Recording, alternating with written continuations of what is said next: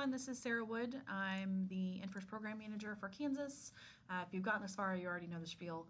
This is the fourth video in our contact database timeline, and if you've kind of been noticing, I have this zipped folder down here that's actually blank, but it's my number placeholder. So if you have skipped around on the number, you can check this video down here to see what the folder number is on. So at this point, we have two tables. One of them is for fire department information, the other is for contacts. We have two forms.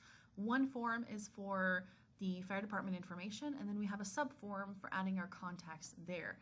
And the reason that we do that is because we can have multiple contacts for one fire department, and the forms allow us to interact with all of the department information on one screen very quickly if you're on the phone with them or you need to find something very quick. So now we come into the useful part, which is getting data back out that you need. And specifically for contacts databases, the number one reason you would need a contact database is to stay in contact. And we're going to pretend that we have an InFirst email that we need to send out. We only need to send it to the emails marked InFirst as contacts for us. And we can do that very quickly using a query. And what we're going to do, we're actually going to close this. Yes, it will save. And we're going to hit create and query design. And from here, we are going to do contacts. We don't need anything else but contacts here. The easiest thing to do is this.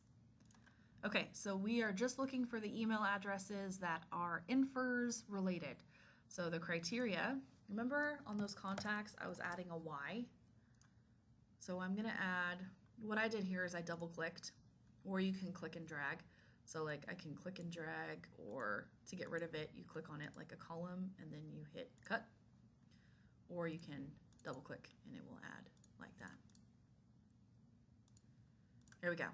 So if I come up here, so I've got the Y in quotations. If I come up here and run, it will give me all of the email addresses for those I need to talk to for InFirst. Now I don't technically, if I go back to design view, I don't technically need to show the column for InFirst. I can uncheck this and run it, and then I will just get the email addresses. I leave that on there though, because it will better explain when I'm adding in 15 queries. So I typically leave that on there. So I'm going to actually close this. It's going to ask me if I want to save it. I'm going to choose yes, and email list InFirst.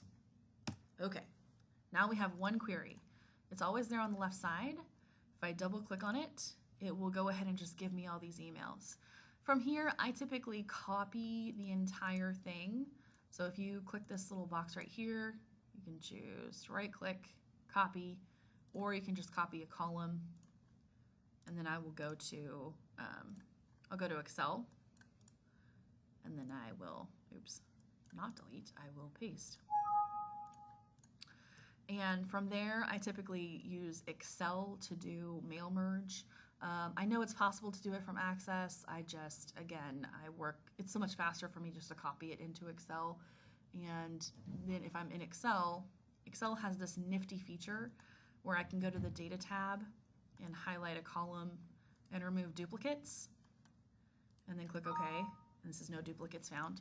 If you're using mail merge and you use it directly from your Access database, if a person is in there multiple times with the same email address, they'll get that same email multiple times. So like if I had test@test.com, if I highlighted this column, remove duplicates, hit OK, it'll say 1 duplicate value found, 4 unique remain. Click OK. That is why I copy into Excel. So from there, I just save it, copy it into a mail merge, which is going to be a different video, but that's why I take it out of Access. Seems like it's an extra step, but it's actually worth it. So that's one query.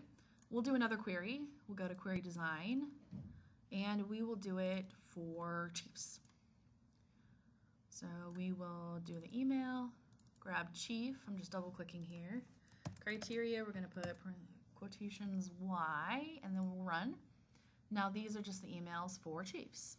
If I hit X, yes, name it email list chief. Okay, Now, if you have a bunch of queries, like I did in my original one, here if I open it up, you can see all these queries. So I've got a ton of these queries. These queries are actually over here in these buttons. So you can, if you're comfortable, you can leave them in the query list, or you can make buttons. And the way you make buttons is we can make a blank form. So in this contact, what you're looking at right here is called a switchboard. And it's basically like a fancy term for Access, for making a form that just makes your Access database easier to deal with. So you can add one of these in there. And I added any here because I have a lot of people using this database that are not really familiar with Access itself. They don't necessarily need to know the structure on the left side. They just needed to know how to get to stuff. So it's basically like the left side is for people who are really comfortable moving around Access, and a switchboard is for taking the left side like out of the equation. So if you didn't want somebody to have to come over here and do a query, like double click on the query, we can actually do a blank form. And I just went up to create and then blank form here. And then we'll go to design view. We'll make it big. And what we're gonna do is add a button. So I did that kind of quickly. So I went up to design. This is a button. Click on it. And there we go. And what we're gonna actually do is, let's see, we're gonna click miscellaneous and run query. Next, and then it's gonna say which one do you want to run. Let's do Chiefs first. Next, and do you want a text or a picture? And the text on the button could be email list Chiefs. Next, and then this is a command email list chief. Finish.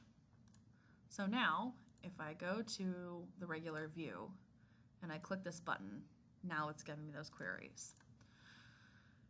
In the next video, I'll show you like a more robust switchboard, but if you're comfortable doing the queries, you might not necessarily even need a switchboard. It's just basically to make things prettier. So now we've got our fire department information, we've got contacts, we've got a form to make our fire department information pretty. We've got a subform so we can see our contacts in one easy place. I could probably make this prettier with some extra time, but I'm trying to get this done for you. And now we've got queries so we can pull those contacts out into a meaningful, useful way to disseminate information very quickly.